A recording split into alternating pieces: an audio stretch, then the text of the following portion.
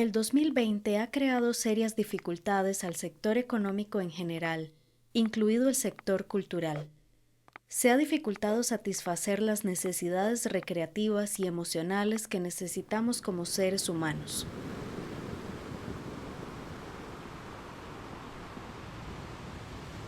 Se acumulan además riesgos climáticos a nivel global y una creciente incertidumbre y malestar en la población.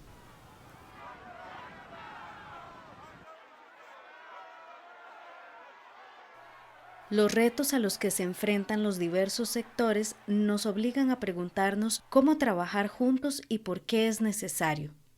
En esta serie de videos veremos ejemplos de los proyectos que crean alianza entre arte, ciencia y comunidad.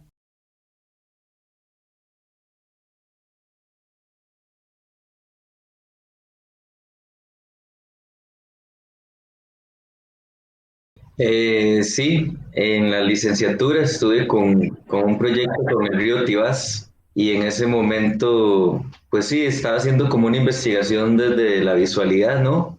Y a partir de ahí hice un proyecto de intervenciones en el espacio y cerré con una exposición al lado del río en San Isidro de Heredia. Y luego que me gradué de la U, durante a finales casi, o ya antes de terminar ese proyecto, empecé a trabajar con Río Urbano, que es una sociedad civil, y ya después de graduarme seguí con ellos y estuve participando como 2 años en sus proyectos y en las otras actividades y recorridos que hacían en el río Torres y en los ríos de San José. Y yo creo que eso como que me abrió un poco la mente al pensamiento que ya había entendido desde el arte, ¿no?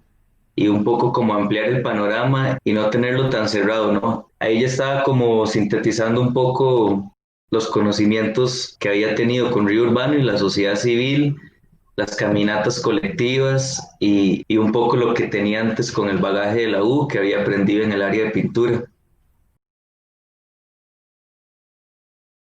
Pues ecoestética es como el estudio de las interacciones que hay entre los habitantes y los estímulos sensibles con su entorno y también los efectos biológicos, sociales, institucionales, ideológicos, ¿no? Entonces a partir de ahí ya hay como muchas cosas enunciándose al mismo tiempo, muchos fenómenos interactuando y yo creo que eso es lo rico porque cuando entendemos el problema o las formulamos desde un antagonismo como natura-cultura, estamos ya como repitiendo pues un modelo científico ya que digamos no obedece al modelo de la complejidad, digamos, o el paradigma de la complejidad sistémica, que en ese sentido lo que hace es abordar el problema a partir de los diferentes sistemas que lo albergan, ¿no? A diferencia de solo entender que esto es natural y que esto es cultural, o que este es el antropoceno y este es el bioceno. Por ahí yo creo que eso es algo clave y luego entender que ya al estudiar estos efectos que son de diferentes áreas, pues se ocupan diferentes saberes, diferentes disciplinas en estos proyectos, ¿no? Para poder complejizarlo adecuadamente. Entonces eso te obliga a trabajar en colectivo ya de una vez, digamos, empezando por ahí. La ecoestética creo que entendí que pertenecía más al área de los estudios culturales porque involucraba la gestión ambiental o la gestión cultural y no tanto que respondía a un estilo de la historia del arte, por ejemplo, porque era más amplio que eso. Para empezar, no, eso no es un requisito, pero no sucede en espacios institucionales del arte, sino que sucede en la calle, ¿no? Qué sé yo, por ejemplo, en el último evento que tuvimos, me comentó una bióloga al finalizar esta acción de la gente jugando y dibujando en el río, me comentó que se podía aprovechar que ya que el mecanismo era horizontal y atravesaba todo el caudal, que se podía hacer como una especie de malla que también limpiara el cauce de los desechos sólidos. Entonces, digamos, como el comentario de ella ya puede direccionar el proyecto hacia otro lugar, ampliarlo y no necesariamente negar lo otro, sino ampliarlo, como digo, y complementarlo. Las ideas primero no solamente emergen de uno, sino que emergen en el hacer, en la experiencia colectiva. Y eso, pues obviamente también implica a uno buscar ayuda, ¿no? Como de biólogos, de arquitectos, inclusive personas, en este colectivo acá en México se vincula mucho el área de la salud. y se trata de entender cómo el problema ambiental primero viene de un problema de nosotros mismos, ¿no? Que para estar bien o para ayudar en el entorno, primero tenemos que estar bien.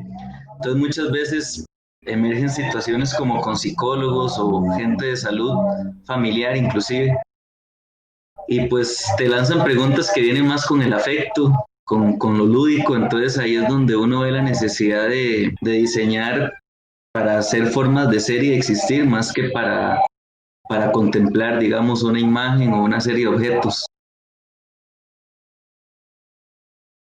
Pues creo que en estos procesos hace falta como la parte de la mediación y yo creo que el arte es una muy buena herramienta porque el arte apunta hacia los sentidos, hacia la sensibilidad y la sensibilidad pues nos toca a todos independiente de qué estudios tengamos, qué disciplina seamos o cómo estemos viendo la problemática. Entonces ahí es como el arte se vuelve una herramienta para mediar en estos procesos, por eso es bueno contemplar no solo una gestión ambiental, sino una gestión ambiental cultural, como entendiendo cómo ahí entran las artes a mediar estas problemáticas a partir de acciones lúdicas o acciones participativas, colectivas, y ahí es donde surge como el espacio de los talleres o la educación no formal, por así decirlo, y convergen muchas cosas que yo creo que siempre son muy ricas porque de alguna u otra forma o de poquito en poquito van capacitando a las personas, a la ciudad, a la ciudadanía.